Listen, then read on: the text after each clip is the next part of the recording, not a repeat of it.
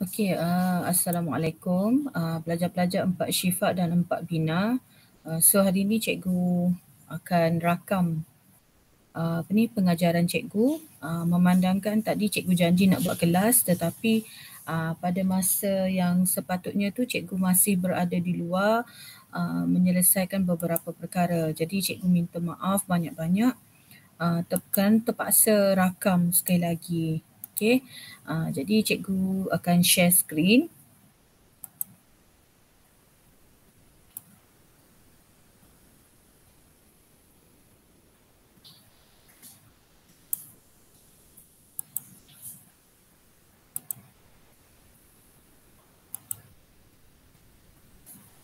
Okey, baiklah, hari ini kita akan sambung tajuk seterusnya iaitu 15.3 dan tajuk ni semestinya lah awak mesti fahamkan tajuk ini kerana tajuk ini banyak berkaitan dengan diri kita sendirilah sebagai seorang perempuan. Jadi kalau awak faham tajuk ni, ia sangat-sangat membantu awak lah.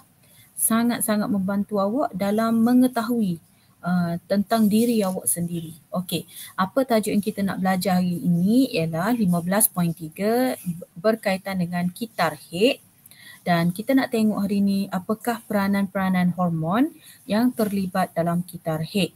Okey, kita baca dulu apakah kitar haid. Kitar haid atau haid kitar haid atau haid melibatkan pembentukan osid sekunder dan perubahan ketebalan endometrium mengikut satu kitaran. Baik, cikgu berhenti di sini dulu. Okey, kitar haid ni bila sebut kitar maknanya dia membentuk satu kitaran. Kitaran ni apa dia? Kitaran ni dia mesti kena ada satu titik. Satu titik bermula daripada satu titik tu dia akan bergerak sampai dia bertemu kembali titik tersebut. Lalu membentuk satu kitaran. Jadi kalau awak perasan, katakan contoh awak datang haid berapa hari bulan? Katakan contoh 4 hari bulan. Jadi 4 hari bulan hadapan lebih kurang macam itulah. Maka awak akan didatangi haid sekali lagi.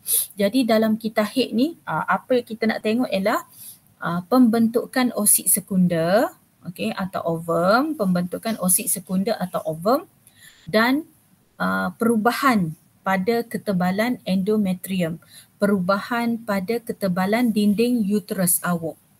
Okey, jadi dua perkara ni akan berlakulah dalam kitar haid, iaitu yang pertama perubahan ketebalan. Ada ketika-ketikanya dinding endometrium akan luluh, kemudian ia dibaiki, kemudian dinding endometrium tebal balik, tebal semula, kemudian luluh balik kerana haid, kemudian dibaiki semula, tebal, kemudian dia luluh balik. Itu ialah perubahan-perubahan ketebalan endometrium. Yang kedua dalam kitar haid ni juga, yang kedua melibatkan pembentukan osid sekunder ataupun ovum. Dalam kitaran ini, endometrium akan menjadi lembut dan tebal serta kaya dengan bekalan salur darah. Jadi dalam kitaran ini endometrium akan jadi lembut, lembut, luluh, luluh, keluar sebagai darah haid, kemudian dia akan tebal balik dan kaya dengan bekalan salur darah. Ini adalah persediaan untuk endometrium. Kenapa dia perlu tebal? Ini adalah persediaan kepada endometrium untuk membolehkan embrio menempel. Sekiranya persenyawaan tidak berlaku, osid sekunder akan mati, endometrium akan terurai dan ini menyebabkan pendarahan iaitu haid berlaku. Baik, cikgu ulang sekali lagi apakah kitar haid. Kitar haid ni ialah satu kitar yang berlaku dalam 1 bulan. Jadi maknanya kitar haid ni akan berlaku setiap bulan. Dalam kitar haid ni apa yang akan berlaku? Dalam kitar haid ni ada banyak perkara yang berlaku. Yang pertama akan berlaku pembentukan osid sekunder. Bila osid sekunder ini disenyawakan, apabila osid sekunder ini dibebaskan, apabila osid sekunder ini dibebaskan, Semasa ovulasi, kemudian ovum akan disenyawakan. Ovum akan disenyawakan oleh sperma lalu menjadi embrio, lalu menjadi zygote. Zygote berkembang menjadi embrio. Jadi embrio ni nak menempel. Embrio nanti akan menempel. Menempel dekat mana? Menempel dekat endometrium. Jadi endometrium perlu menjadi tebal dan kaya dengan banyak salur darah. Sekiranya ovum tadi tidak disenyawakan, tadi cikgu kata disenyawakan kan? Okay. Sekiranya ovum tadi tidak disenyawakan, bermakna persenyawaan tidak berlaku, maka oosit sekunder. Okay, cikgu nak jelaskan. Kalau ovum, ia akan disenyawakan. Baru kita boleh panggil ovum. Kalau tidak disenyawakan, kita kena panggil oosit. Oosit sekunder. Jadi oosit, jika persenyawaan tidak berlaku, oosit sekunder akan mati, maka endometrium yang tebal tadi, endometrium yang tebal, dia takut-takut berlaku persenyawaan, okey, endometrium yang tebal tadi akan terurai dan keluar sebagai darah yang kita panggil sebagai darah haid. Okay, jadi jelaslah kepada awak bahawa dalam kita haid ni berlaku banyak benda lah, iaitu berlaku perkembangan oosit sekunder, yang kedua berlaku perubahan ketebalan endometrium. Maknanya kalau tak mengandung, dia akan terurai, keluar sebagai darah. Kalau mengandung, endometrium tu akan jadi tebal, kaya dengan salur darah. Kenapa dia kena tebal dan kaya dengan salur darah? Untuk penempelan embrio. Okey, seterusnya sebelum cikgu pergi lebih lanjut, kita tengok benda ni sekejap. Kita tengok lensa biologi. Salah satu kesan kekurangan estrogen ialah badan akan kehilangan kalsium yang mengakibatkan kepadatan tulang berkurang dan menjadi rapuh serta poros. Keadaan ini dikenali sebagai osteotulang, poros tu rapuh. Nampak? Dia kata kepadatan tulang berkurang, jadi rapuh dan poros. Jadi osteotulang, tulang jadi rapuh, osteoporosis. Nanti kita akan tengoklah kaitannya dengan tajuk-tajuk di belakang. Okey, sekarang kita nak tengok apakah kelenjar-kelenjar dan hormon yang terlibat dalam kita haid.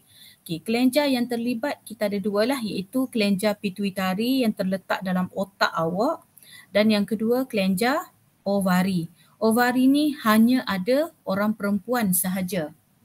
Baik, untuk kelenjar pituitari merembeskan hormon FSH dan LH. Kalau awak ingat awak dah belajar benda ni dalam bab 13. Awak dah belajar tentang ni dalam bab 13. Jadi kelenjar pituitari merembeskan hormon FSH iaitu hormon perangsang folikel. F tu ialah follicle stimulating hormone, hormon perangsang folikel. Dan hormon pelutinan ataupun luteinizing hormone. Okay, apakah fungsi hormon perangsang folikel? Maksud dia perangsang folikel. Maka fungsinya ialah merangsang perkembangan folikel di dalam ovari. Awak dah belajar sebelum ni kan? Merangsang perkembangan folikel maknanya daripada folikel primer, sekejap deh. Dia bila kita buat bulat ke apa, dia akan detect sebagai ni. Folikel primer, dia akan jadi folikel sekunder. Okay, kemudian dia jadi folikel graft. Dalam folikel graft ni ada oosit sekunder yang sudah matang lah. Okay, nanti dia akan melepaskan oosit sekunder tu. Okay, jadi kalau tak ada FSH ni, maka tidak berlaku perkembangan folikel. Apa fungsi FSH? FSH hormon perangsang folikel iaitu merangsang perkembangan folikel di dalam ovari. Daripada folikel primer jadi folikel sekunder hinggalah dia jadi folikel graft. Jadi kalau tak ada FSH ni, tak jadi folikel sekunder, tak jadi folikel graft, maka tak ada telur, tak ada lah oosit sekunder perempuan tu. Okay, yang kedua, fungsi FSH juga ialah merangsang perembesan estrogen. Merangsang perembesan estrogen. Kenapa? Sebab folikel ni sendiri, folikel ni, hak cikgu lukis ni, folikel yang sedang berkembang tu dia sendiri yang merembeskan estrogen. Jadi awak nampak tak kaitan dia? Kalau tak ada folikel, tak ada lah estrogen. Sebab folikel tu sendiri yang merembeskan estrogen. Okay. Yang kedua, hormon pelutinan. Hormon pelutinan ni merangsang ovulasi. Apa dia cikgu ovulasi? Pengovulan lah. Pengovulan. Iaitu folikel graf yang sudah matang ni, folikel graf yang sudah matang dia ada oksid sekunder. Dia ada oksid sekunder. Jadi bila berlaku ovulasi, dia akan melepaskan oksid sekunder ni keluar. Dengan adanya hormon LH. Jadi hormon LH ni merangsang pengovulan berlaku, iaitu melepaskan oksid sekunder keluar. Nanti sperma masuk, sperma mensenyawakan oksid sekunder ni, maka mengandunglah perempuan tu. Okay, jadi apa fungsi hormon pelutinan? Merangsang ovulasi, iaitu melepaskan oksid sekunder. Selepas dia melepaskan oksid sekunder, maka berlakulah pembentukan korpus luteum. Maka berlakulah pembentukan korpus luteum. Lepas ni cikgu akan tunjuk rajah tu. Mungkin masa cikgu sebut ni awak tak tahu mana-mana dah.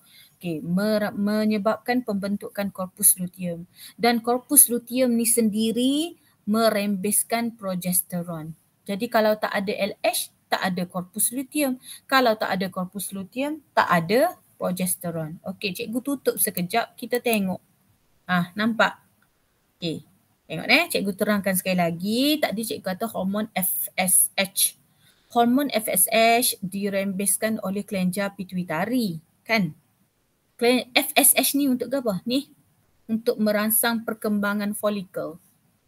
Nampak tak FSH ni? Ni.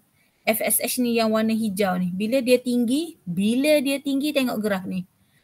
Berlaku perkembangan folikel. Daripada folikel primer jadi folikel sekunder, dah jadi folikel graf. Jadi kalau tak ada FSH, tak ada perkembangan folikel ni. Okay.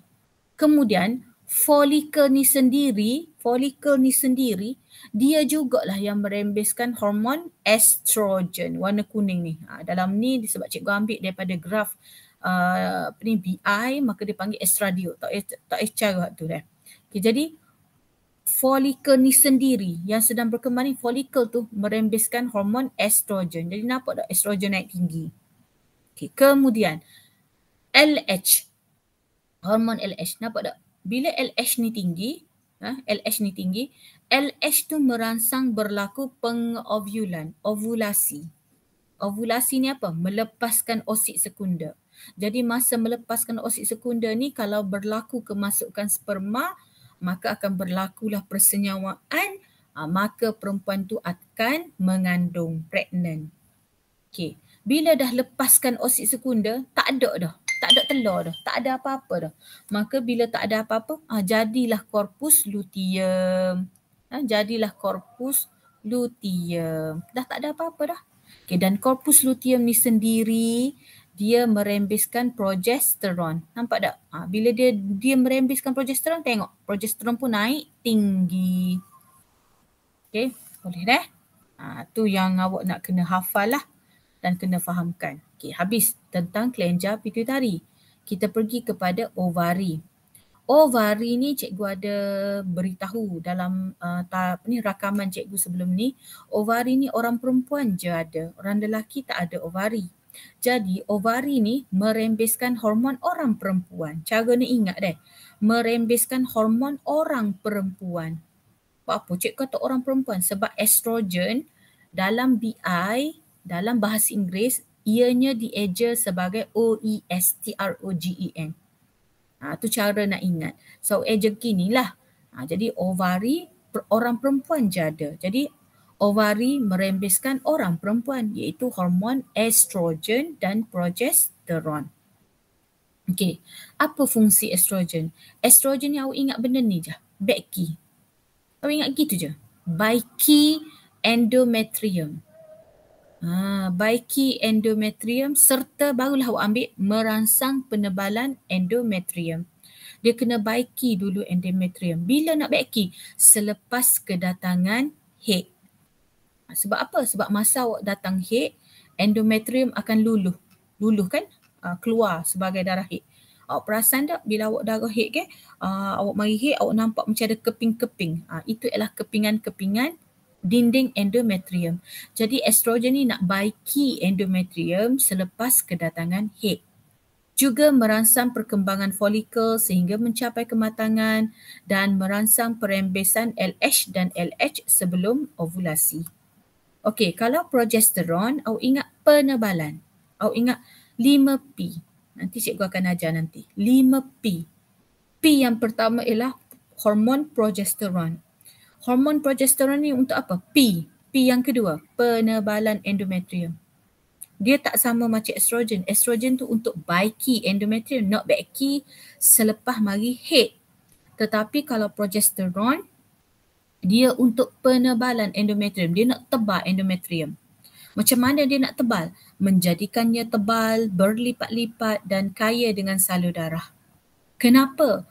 Untuk P sekali lagi, sebab untuk penempelan embrio.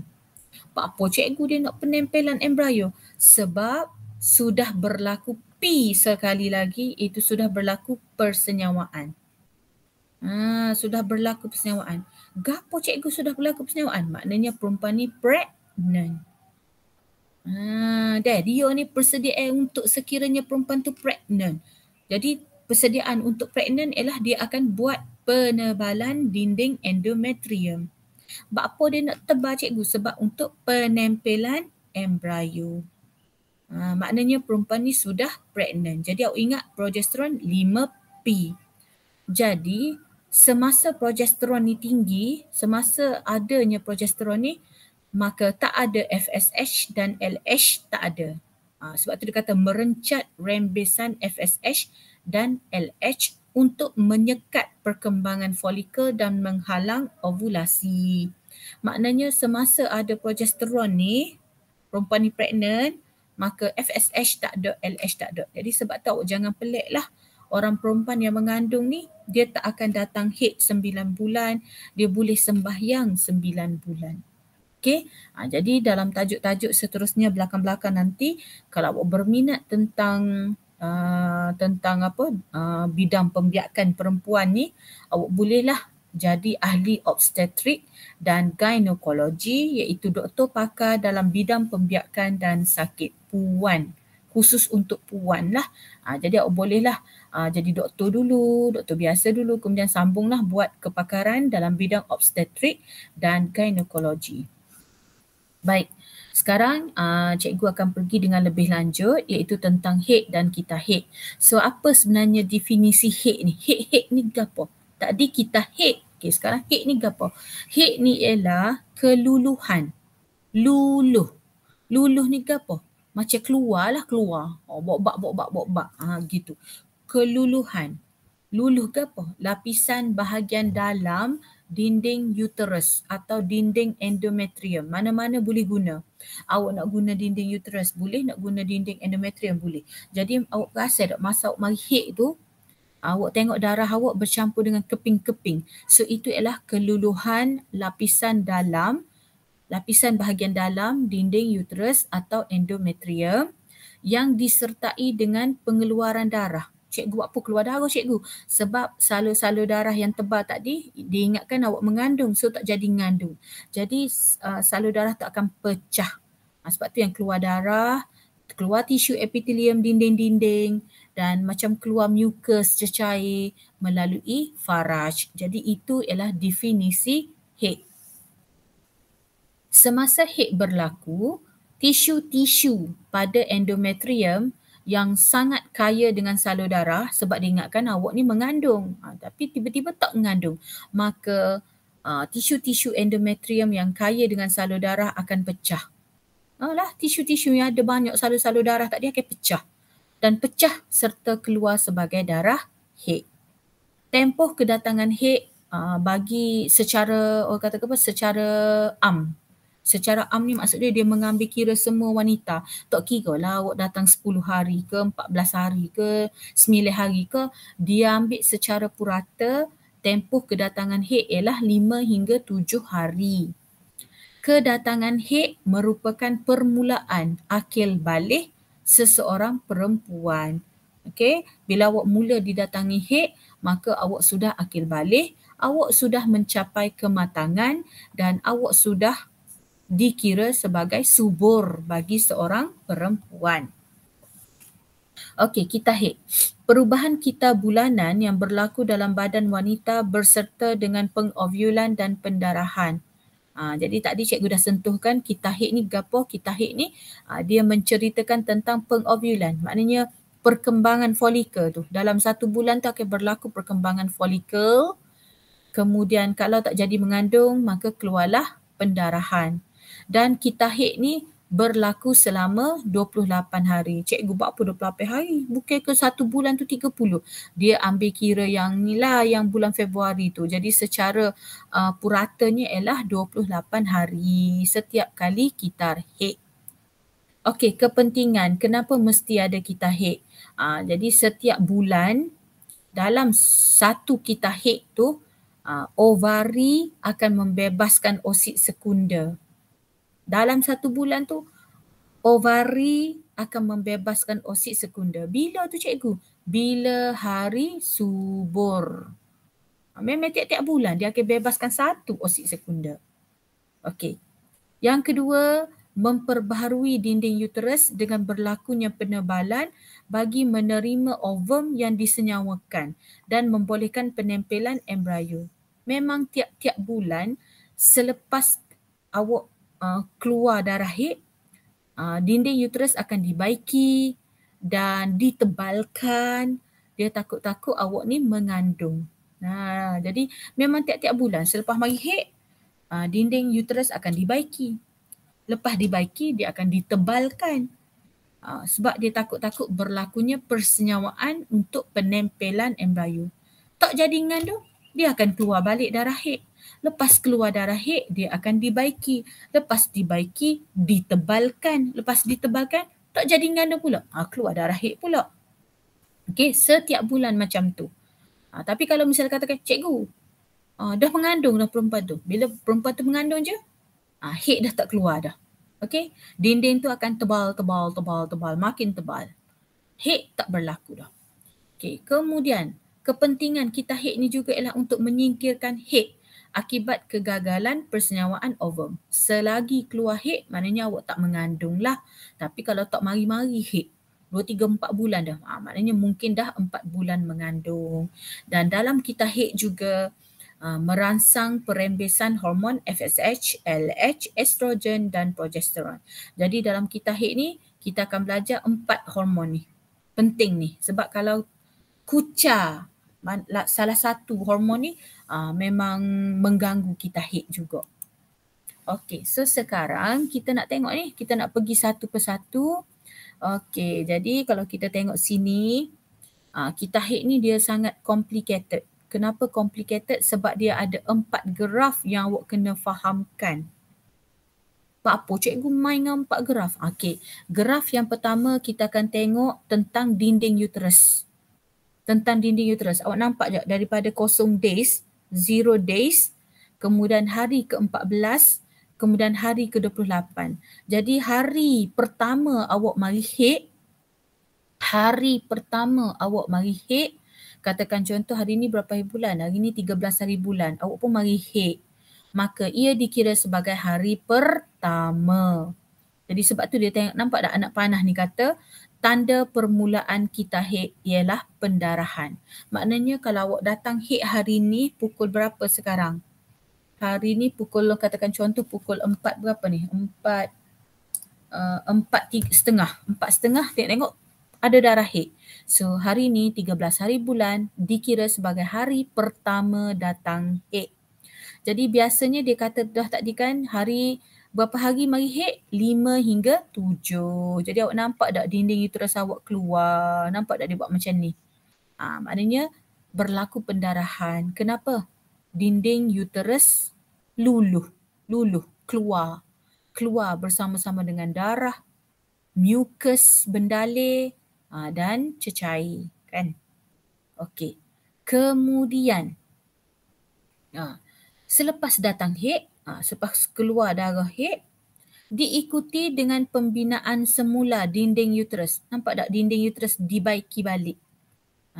Dinding uterus dibaiki semula sehingga menjadi lebih lembut, tebal dan kaya dengan bekalan salur darah. Nampak tak? Dia sudah tebal, lembut, kaya dengan salur darah. Ni salur darah ni. Kenapa cikgu dia tebal dan kaya dengan salur darah? Sebab dia takut-takut pada pertengahan kita haid iaitu pada hari ke-14. Nampak? Pada hari ke-14 selepas awak mari haid, awak kira sendirilah. Kalau awak mari haid 13 hari bulan, 14, 15, 16, 17, 18, 19, 20, 21, 22, 23, 24, 25, 26, 27. Maknanya hari ke-14 tu ialah 27 hari bulan adalah hari pengovulan. Dia kata sebab dia takut pada 27 hari bulan iaitu pada hari ke-14 berlaku pengovulan. Nampak ni? Keluar oosit sekunder hari ke-27 hari bulan. Hari ke-14. Iaitu pembebasan oosit sekunder daripada ovari. Jadi kalau keluar oosit sekunder masa tu, sperma masuk,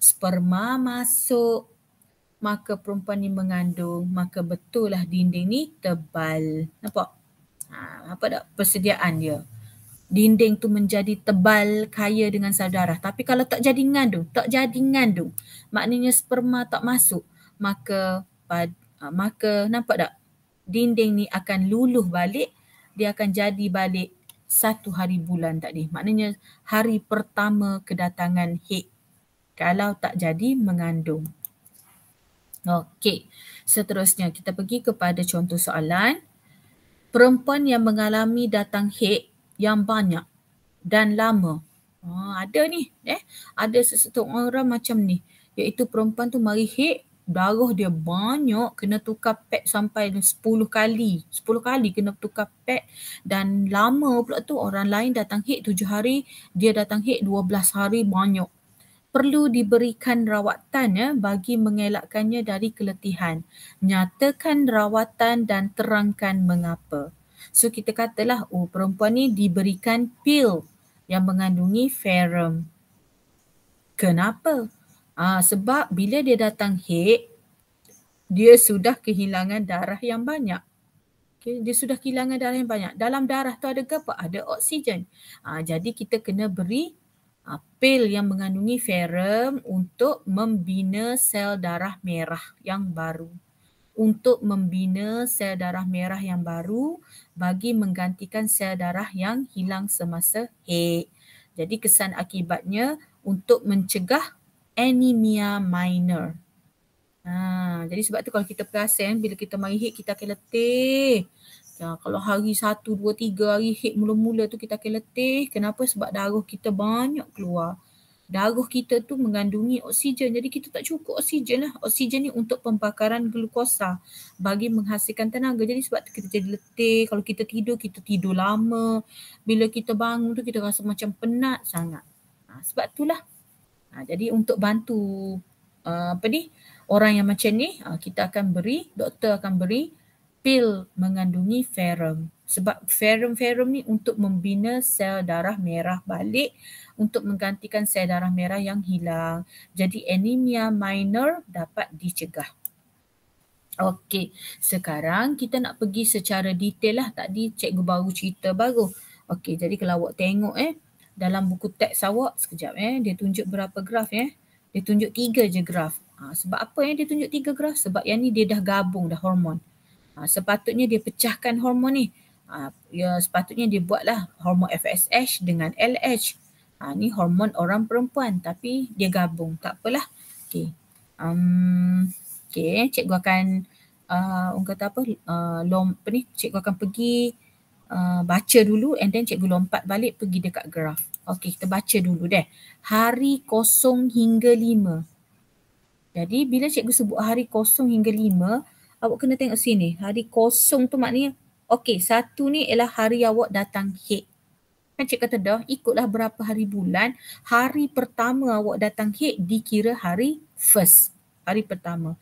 So tadi awak tengok 0 hingga 5 kan dia kata kan. Okay, so kita akan tengok 0 hingga 5. Okay, kita baca dulu. Sebelum kita haid bermula, kesemua hormon berada pada aras yang rendah. Dengan ketiadaan rangsangan daripada progesteron dan estrogen, endometrium yang telah menebal akan luruh dan haid berlaku. Bila haid berlaku, kita panggil hari pertama datang haid. Kitar haid bermula sehari sebelum haid apabila hypothalamus merembes hormon perembes gonadotrophins GnRH. GnRH merangsang kelenjar pituitari untuk merembeskan hormon perangsang folikel FSH dan hormon LH ke dalam darah. FSH merangsang perkembangan folikel dalam ovari. Dalam folikel primer, oosit berkembang menjadi oosit sekunder yang terkandung dalam folikel geraf. Sel-sel folikel yang sedang berkembang merembes hormon estrogen. Estrogen menggalakkan kematangan folikel serta memulih dan membaiki dinding uterus. Kehadiran estrogen pada aras yang rendah merencatkan perembesan FSH dan LH melalui mekanisme suap balik negatif, seterusnya menghalang perkembangan folikel baharu. Okay, cikgu stop dulu situ, takut awak pening. Okay, kita pergi yang pertama deh. 0 hingga 5. Dia start daripada 0. Apa cikgu 0? Sehari sebelum awak datang haid, sebenarnya hipotalamus ni dalam otak deh. So cikgu akan tulis itu. Hipotalamus yang terletak dalam otak akan merembes GnRH. Dia keluarkan hormon gonadotrophin GnRH. GnRH ni, apa fungsi GnRH ni? GnRH akan merangsang kelenjar pituitari merembes FSH. Jadi sebab tu kalau awak tengok FSH ni warna hijau, cuba tengok warna hijau, 0 hingga 5 dia hak tinggi sekali. Nampak? 0 hingga 5 tu dia hak tinggi sekali. Sebab apa? Sebab GnRH merangsang kelenjar pituitari untuk merembes FSH. Okey. Jadi bila FSH dirembeskan, FSH ni merangsang perkembangan folikel.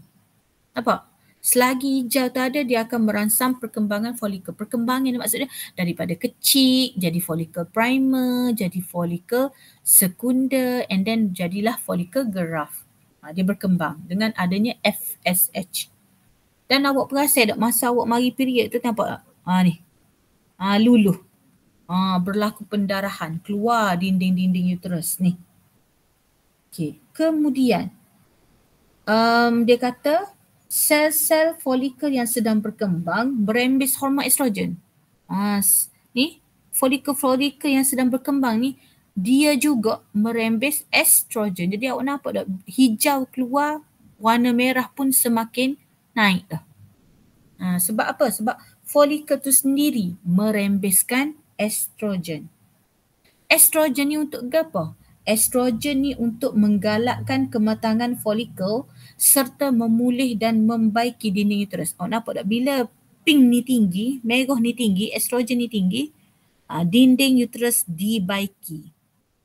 Dia baiki dinding uterus. Selepas habis haid.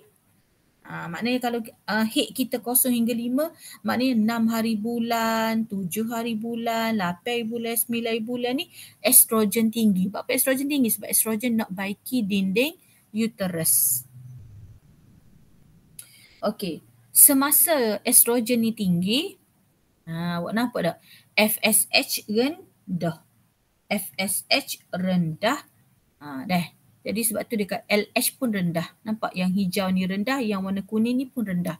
Sebab mekanisme suap balik negatif. Maknanya satu tinggi, dua lagi akan rendah. Tu yang dia panggil mekanisme suap balik negatif. Mu jangan keluar sebab aku keluar. Maksud dia macam tu.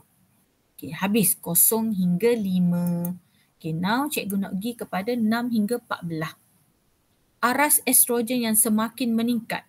Estrogen tinggi. Estrogen yang tinggi dan memuncak pada hari ke-12 akan merangsang hypothalamus untuk merembes GnRH melalui mekanisme suap balik positif. Gapo nama pula ni cikgu? Maksud dia gini, bila estrogen tinggi, GnRH pun tinggi. Sebab tu dia panggil mekanisme suap balik positif. Sebab sama-sama tinggi. Aras GnRH yang tinggi seterusnya merangsang kelenjar pituitari untuk merembes lebih banyak FSH dan LH. Gapo cikgu? Maknanya bila GnRH tinggi, maka FSH pun tinggi, LH pun tinggi. Ni orang panggil mekanisme suap balik positif. Maksudnya kalau mu tinggi, aku tinggi. Tapi kalau mu tinggi, aku rendah, mekanisme suap balik negatif. Aras LH yang tinggi sehingga mencapai kemuncak pada hari ke-13 akan merangsang ovulasi pada hari ke-14 dan oksid sekunder dibebaskan dari folikel geraf. LH juga merangsang tisu folikel yang tertinggal untuk membentuk korpus luteum. Okey, so cikgu akan back balik kepada graf tadi. Okey, kita pun tengok pada hari 6 hingga 14. Cuba fokus kepada 6 hingga 14. Tengok deh. 6, okey, hingga hari ke-14. So, kenapa tak dia kata aras estrogen semakin meningkat? Estrogen ni hak warna merah. Nampak tak? Oh, dia kohor tinggi. Naik hingga sebelah dua belah. Semakin meningkat. Maka bila dia meningkat, merangsang hypothalamus untuk merangsang hormon GnRH, tak ada kat sini. Aras GnRH yang tinggi akan merangsang FSH dan LH. So nampak tak? Oh, bila estrogen tinggi, LH pun tinggi juga. Apa? LH pun tinggi dah sebab GnRH tinggi. GnRH tinggi. Kan tadi estrogen tinggi, GnRH pun tinggi. GnRH tinggi, maka LH dan FSH pun tinggi. Okay. Jadi bila LH tinggi pada hari ke-13 sampai ke hari 14, awak nampak tak hari 14? Maka berlaku pengovulan. Apa dia pengovulan? Iaitu oksid sekunder dibebaskan. Dan lepas dia dibebaskan, tengok dah tak ada dah telur dia. Tak ada dah telur oksid sekunder. Maka jadilah korpus luteum. Okay. Now kita pergi kepada hari 15 hingga 21. Korpus luteum dirangsang oleh LH untuk merembes hormon progesteron dan estrogen. Gabungan progesteron dan estrogen merencat FSH dan LH. Maknanya bila progesteron tinggi, estrogen tinggi, FSH tak ada, LH tak ada. Orang panggil ke apa ni? Mekanisme suap balik negatif. Ingat tak ada cikgu kata kalau so tinggi, hak lain rendah. Mekanisme suap balik negatif. Kalau semua tinggi, mekanisme suap balik positif. Ini menghalang perkembangan folikel yang baru. Jadi tak ada perkembangan folikel tu. Progesteron merangsang endometrium menjadi lebih tebal. Kan cikgu kata tadi 5P. Progesteron merangsang endometrium jadi lebih tebal, kaya dengan salur darah. Ini adalah persediaan untuk penempelan embrio sekiranya persenyawaan berlaku. So cikgu back balik. Nampak? Bila korpus luteum ni terbentuk, maka tengok graf progesteron pula tinggi. Progesteron ni untuk apa? Ni, untuk ni. Penebalan endometrium. Nampak tak dia tebal? Kaya dengan kohor banyak salur darah. Sebab dia takut-takut tadi selepas ovulasi ni berlaku persenyawaan. Jadi sebab tu dia tebalkan dinding endometrium ni. Dia takut-takut pregnant. Okey. Betul, kita pergi kepada 22 hingga 28. Jika persenyawaan tidak berlaku, tak jadi mengandung, maka berlakulah penurunan aras LH mengakibatkan korpus luteum pun merosot. Jika persenyawaan tak berlaku, korpus luteum pun merosot, maka automatik hormon progesteron estrogen pun dihentikan. Tanpa rangsangan daripada progesteron dan estrogen, endometrium akan luruh dan haid berlaku. So bila haid berlaku dia akan masuk balik 0 hingga 5 hari takdir. Jadi dah kitar yang kedua pula. Kita haid bulan yang seterusnya. Aras progesteron dan estrogen yang rendah tidak lagi merencat hypothalamus dan kelenjar pituitari. Maka GnRH dirembes semula dan seterusnya merangsang rembesan FSH dan LH. Kita haid yang baru bermula balik dengan perkembangan folikel baru. Jika persenyawaan berlaku, ni kalau mengandung pula. Korpus luteum akan terus berkembang kohor besar, maka progesteron dan estrogen terus dirembes. Ini menyebabkan endometrium terus menebal bagi menyokong perkembangan fetus. Okey, cikgu back balik graf pula. Ni cikgu kata, okey, sekiranya memang perempuan ni mengandung, dinding ni kohor tebal. Tak mari haid dia lah. Lepas tu cikgu korpus luteum akan kohor besar. Kalau dia mengandung. Tapi kenapa dia tulis sini korpus luteum merosot? Maknanya perempuan ni tak jadi mengandung. Jadi bila tak jadi mengandung, korpus luteum merosot kohor kecil. Nampak tak? Progesteron kohor turun. Estrogen warna merah pun kohor turun. Maka dinding ni akan luluh balik kedatangan haid semula. Okay dah. So cikgu dah habiskan satu kita haid. Jadi kalau kita buka Google, kita akan jumpa banyak kita haid ataupun kalender macam ni lah. So awak nampak tak bila awak mari haid, dia akan kira sebagai, katakan contoh hari ni 13 hari bulan. Sebagai hari pertama mari haid. Katakan contoh awak mari 7 hari. So 13, 14, 15, 16, 17, 18, 19. Mungkin 19 hari bulan awak dah habis mari haid. Dia panggil fasa menstruation, fasa kedatangan haid. Jadi masa ni juga, semasa fasa kedatangan haid ni, nampak tak berlaku perkembangan folikel. Ni berlaku perkembangan folikel primer, folikel sekunder dan berlaku folikel graft. Okey. Kemudian kemudian daripada 7 tu nampak tak berlaku perkembangan folikel semakin matang. Pada hari ke-14. Ni kena hati-hati dah ni. Hari 13, 14, 15 ni masa ni hormon LH tinggi. Jadi bila hormon LH tinggi berlaku pengovulan. Nampak tak dia nak melepaskan oosit sekunder. Okey, jadi masa ni kita panggil hari pengovulan. Melepaskan oosit sekunder. Okey, kemudian bila dah lepaskan oosit sekunder dia akan jadi korpus luteum. Okey, jadi korpus luteum ni kalau tak jadi mengandung, korpus luteum ni akan merembeskan hormon progesteron. Jadi sepanjang daripada ni dia akan tebalkan dinding endometrium tu. Masa ni dia akan tebal dinding endometrium sebab dia takut perempuan ni mengandung. Tapi tengok tiba-tiba tak mengandung. Bila tak mengandung, korpus luteum merosot. Lepas tu mari haid balik. Jadilah satu kita haid. Jadi kalau awak tengok graf ni agak susah lah sebab dia hanya menerangkan tentang dinding endometrium ni. Okey, jadi nanti cikgu akan bagi salinan yang ni lah. Okey, cikgu akan bagi salinan yang ni senang sikit. Ni yang cikgu buat ni senang sikit. So kita tengok deh. Okey, katakan contoh ni 1 hingga 5 ataupun 1 hingga 7 hari bulan. Nampak tak? Ni nampak. Okey, kedatangan haid. Dikira hari kedatangan haid 1 hingga 7. Nampak tak darah keluar? Dinding ni runtuh. Dinding ni bukan runtuh, luluh. Dinding ni luluh. Okey, so kita tengok nombor 1. Awak baca ikut nombor je. Kelenjar pituitari. Ni kelenjar pituitari ni. Merembeskan hormon FSH masuk ke dalam aliran darah, bawa pergi ke ovari. FSH ni untuk apa? Nombor 2. FSH ni ialah hormon perangsang folikel, merangsang pembentukan folikel, merangsang perkembangan folikel. Nampak tak daripada kecil keluar tangan, keluar kaki, jadi matang dah. Okey, nampak?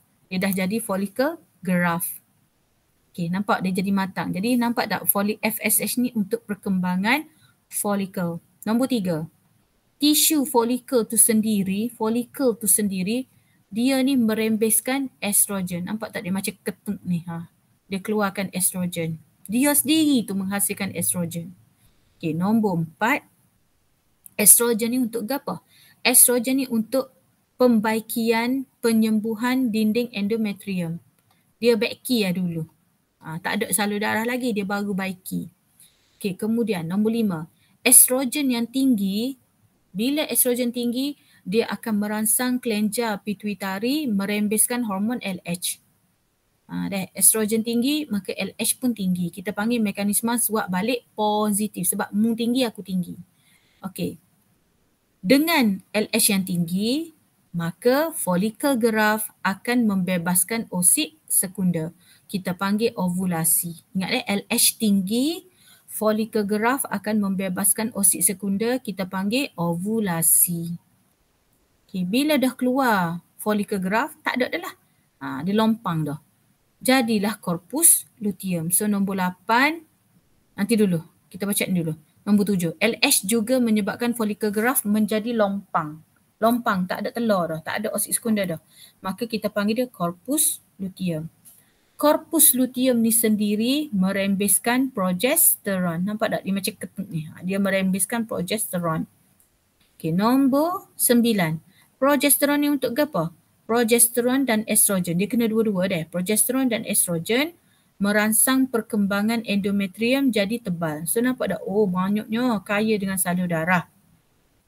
Okay. Nombor 10. Jika persenyawaan tidak berlaku, tak jadi, korpus luteum merosot. Nampak? Jadi kecil. Merosot. Tapi kalau nombor 11, apabila merosotnya korpus luteum, aras progesteron dan estrogen berkurang. Tapi kalau mengandung, korpus luteum ni akan kohor besar. Dan dinding ni kohor tebal. Tapi kalau tak jadi mengandung, penguraian dinding endometrium head berlaku kembali. Agak mudah kan baca benda ni. Okay, kita pergi kepada soalan. Rajah menunjukkan perkembangan satu folikel dalam ovari. Jadi kita kena label molek dulu. Oh, ni nampak matang dah ni. So A ialah folikel graf. B, folikel graf meletus membebaskan oosit sekunder. C, ni dah letus dah jadi korpus luteum. Hak ni hak mula-mula, so D ialah folikel primer. Okay, labelkan struktur A, B, C, D. Jadi sepatutnya dia buat macam ni. Hak ni A sepatutnya folikel primer. Folikel primer jadi folikel graf. Lepas tu folikel graf meletus. Bila dah meletus membebaskan oosit sekunder jadilah korpus luteum. Antara struktur tersebut yang manakah terlibat dengan perembesan hormon? Jadi hak mana? A, B, C, D ni hak melibatkan rembesan hormon progesteron. Progesteron ni dirembeskan oleh C, korpus luteum. A, dia ni ke? So A, folikel graf merembeskan estrogen. Soalan 9, apakah hormon yang menghentikan kita haid? Oh, yang menghentikan kita haid maknanya perempuan ni dah pregnant. So jawapan dia ialah C, hormon progesteron. Sebab bila dia dah hamil, haid tak mari. Jadi hormon progesteron C. Okay, soalan seterusnya. Rajah menunjukkan kalender Mac 2021, seorang wanita normal mengalami haid pada 3 Mac. Apa tanda selalu? Dia mari haid 3 Mac 2021. So dikira hari pertama. Antara berikut bilakah tarikh berlakunya pengovulan? Kita kan belajar tadi. Pengovulan ialah 12, 13, 14. So kira lah. Ni hari pertama. 2, 3, 4, 5, 6, 7, 8, 9, 10, 11, 12, 13, 14. Maknanya ni hari-hari dia subuh. Iaitu antara 14, 15, 16.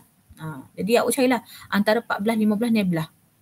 14 tu dia subuh. 14 tu. Maknanya 16. Jadi mana hari-hari tu? Jadi hak lain tu jauh sangat. So kita ambil jawapan C. 16 hingga 19 Mac 2021 dia dijangka mengalami pengovulan.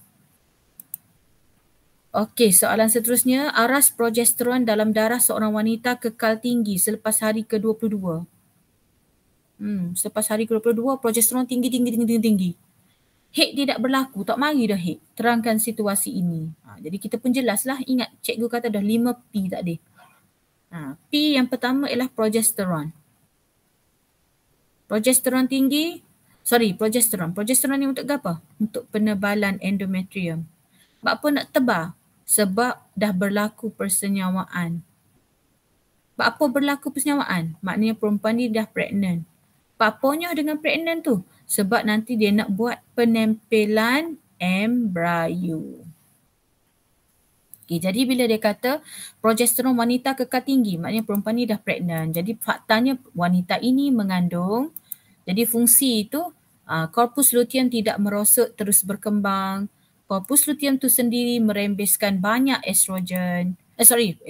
Merembeskan banyak progesteron. Progesteron yang banyak meningkatkan ketebalan dinding endometrium bagi mengelakkan keluluhan dinding endometrium. Okey, jelas Okey, ni ialah kesimpulan kepada hari-hari tadi dan peristiwa yang berlaku. Cikgu harap nanti awak baca baliklah yang ni Okey, ini ialah nanti kalau bersemuka insya-Allah cikgu akan tunjukkan cikgu punya inovasi cikgu lah yang cikgu dah bentangkan di peringkat negeri dan peringkat kebangsaan. Ini ialah inovasi cikgu. InsyaAllah cikgu akan patentkan nanti. Kalau awak tengok pada inovasi cikgu ni, dalam satu kita ni ada 4 graf dah. Cikgu letakkan sekali dah. Ada 4 graf selalu dah. 4 graf ke apa cikgu? Ada graf tentang dinding endometrium. Ada graf tentang hormon FSH dengan LH. Ada kita tentang hormon LH dan hormon progesteron dan estrogen, dan ada tentang pembentukan folikel. Ada 4 kita. Jadi maknanya awak boleh pusing kita ni tengok awak ni kena period hari apa. Lepas tu awak boleh tengok kalau berapa bulan ni berlaku apa. Berlaku penebalan. Lepas tu berlaku penguraian dinding. Macam-macam lah. Jadi cikgu dah bentangkan nama dia ialah nama apa yang cikgu pun tak mari depan dah ni. Ya Allah, tak ingat nama apa ciptaan cikgu ni. Macam mana boleh lupa ni? Sekejap ya Allah, kenapa cikgu tiba-tiba lupa ni? Sebab kerja banyak sangat sampai lupa dah nama kita ni. Circle of Venus. Circle of Venus. Kalau nanti cikgu dapat nama nanti cikgu tunjukkan. Jadi ini yang dihasilkan oleh pelajar-pelajar lah. Okey, jadi cikgu dah pembentangkan di peringkat kebangsaan. Okey, last sebelum cikgu berhenti, kita nak tengok peranan hormon dalam kehamilan dan keguguran. Korpus luteum terus menghasilkan hormon estrogen dan progesteron selama 3 hingga 4 bulan selepas Korpus luteum terus menghasilkan estrogen dan progesteron selama 3 hingga 4 bulan selepas kehamilan. Maknanya, bila awak dah mengandung, korpus luteum tu makin membesar kan cikgu kata dia. Tapi dia membesar tu sehingga 3 hingga 4 bulan je awak mengandung. Selepas tu korpus luteum akan merosot juga. Kan tadi cikgu kata bila dah melepaskan oksid sekunder kan, melepaskan oksid sekunder, maka berlakulah korpus luteum kan. Kalau mengandung, korpus luteum tu akan kokoh besar. Tetapi dia besar sampai mana? Sampai 4 bulan je. Lepas tu dia akan merosot juga nanti. Okey, dan siapa akan menghasilkan estrogen dan progesteron tu? Dia akan diambil alih oleh plasenta. Plasenta ni apa? Uri sehingga bayi dilahirkan. Progesteron merencat perembesan hormon FSH dan LH. Ingat tak tadi cikgu kata bila progesteron dah keluar, dia akan merencat FSH, LH. Memang FSH dan LH tak keluar langsung. Oleh itu, kita haid dan ovulasi tidak berlaku sepanjang tempoh kehamilan seseorang perempuan. Maknanya kalau perempuan tu dah mengandung, dia tak akan didatangi haid. Sebab tu kalau awak tengok orang Tino mengandung, dia boleh puasa 9 bulan, dia boleh sembahyang 9 bulan tu, 10 hari tu. Ketidakseimbangan aras hormon progesteron dan aras estrogen boleh mengakibatkan keguguran kandungan. Dia tengah-tengah mengandung, tiba-tiba ada masalah korpus luteum. Progesteron pun turun. Maka dia akan keguguran. Penurunan aras progesteron menyebabkan pengecutan uterus. Tu yang bila keguguran keluar darah. Sebab progesteron menyebabkan dinding uterus tu mengecut keluar sebagai darah, perempuan tu keguguran. Okay, now kita nak tengok sindrom pra-Hague dan sindrom putus Hague. Okay, sindrom pra-Hague ni ialah gejala, orang panggil pra ni ialah pra sebelum mari Hague, iaitu gejala sebelum kedatangan Hague. Dialami 7 hingga 14 hari sebelum hari pertama Hague. Sindrom ini berlaku akibat ketidakseimbangan aras estrogen dan progesteron dalam kita Hague. Jadi biasanya 7 hingga 14 hari sebelum kita mari Hague, kita akan letih, kita akan sakit kepala, kita akan macam cepat emosi, sensitif dan kita mudah marah. Jadi memang tak boleh nak marah lah, memang lagu ni lah kita. Tu yang kita panggil pra-Hague atau pra-menstrual, PMS. Bahasa Inggeris panggil PMS, pra-Hague. Okay, seterusnya, ni lah yang cikgu kata tadi, pra-Hague. Nampak, it's official. My uterus and I are breaking up. Nampak ni dinding uterus ni nak keluar. Jadi 7 hingga 14 hari tu memang kita gitu. Okay. Ni tengok ni, sindrom pra-Hague. Sindrom pra-Hague ni ialah gejala tidak khusus. Maknanya tak semua orang menghadapi pra-Hague ni. Ada orang biasa je. Dia tahu lah. Dia gejala tidak khusus yang berlaku pada fizikal, mental dan emosi dan hanya dialami oleh sebahagian sahaja wanita. Buat apa jadi gitu? Akibat daripada ketidakseimbangan hormon estrogen dan progesteron dalam wanita. Dan dia berlaku 7 hingga 14 hari sebelum mari Hague. Dan benda ni berlaku secara semula jadi. Okey, kita tengok apa gejala mental. 7 hingga 14 hari sebelum mari Hague, kurang daya ingatan, suka memberi tumpuan, awak tak fokus. Okey, itu dari segi mental. Dari segi emosi, kita mudah nak cepat marah, tidak tenteram, gelisah, muram, depresi, tertekan, resah, berasa sedih. Okey. Okey, kalau jadi dari segi gejala fizikal, awak perasan ke tak sebelum awak mari Hague, awak akan sakit pinggang, pening kepala, pitam, sakit kepala, rasa loya. Pening dengan sakit kepala ni lain. Pening tu pening je. Sakit kepala tu macam nak pecah kepala tu. Tidak selera makan, kurang tenaga, tidur tidak lena dan sebagainya deh. Okey. Kemudian kita nak tengok, tu tadi sindrom pra-Hague. Sekarang sindrom putus Hague pula. Nak putus pun ada masalah juga. Nak mari Hague ada masalah, nak putus Hague pun ada masalah. Okey, putus Hague berlaku dalam lingkungan usia 46 hingga 50. Maknanya lepas 50 tu bukan kata tak mari. Maknanya 46 boleh berlaku usia 46, 47, 48, 49 atau 50. Apabila ovulasi dan Hague berhenti secara semula jadi. Maknanya bila dia jadi putus Hague ni, tak ada Hague dah. Okey. Peningkatan usia menyebabkan estrogen dan progesteron kurang dirembes akibat berkurangnya pengaruh rangsangan LH dan FSH terhadap ovari. Pada peringkat ini, ovari berhenti menghasilkan ovum. Tak ada dah ovum. Dia tak subur dah. Individu tidak lagi berupaya menghasilkan zuriat. Jadi ni antara simptom-simptom orang putus Hague iaitu tidak dapat tidur, sering berpeluh, muram, cepat marah. Jadi so awak boleh tengoklah gejala-gejala ni pada ibu awak lah. Awak boleh tengok kenapa ibu ni bila dah umur semakin meningkat ni, dia jadi tak cukup. Dia macam jadi tak jenera tidur. Okey, nanti awak baca sendirilah dia punya ni. Ni contoh-contoh gejala dia. Berlaku perubahan emosi, mak kadang-kadang jadi cepat marah, jadi mudah kecil hati, penambahan berat badan, rambut jadi gugur makin banyak, suka untuk tidur, mudah tersinggung, sakit kepala, berasa panas badan. Sebab tu dia jadi macam hantu kat limau tu, dia kembang gantung tu dia panas sebenarnya. Dan berpeluh malam hari. Jangan salah ke dia. Sebab mak kita ni sedang menghadapi gejala menopause. Okay, kena faham dah, kita pun akan hadapi saat tu juga. Okey, dari segi pengurangan ketumpatan tulang. Tulang semakin berkurangan sebab apa? Sebab estrogen kurang dah.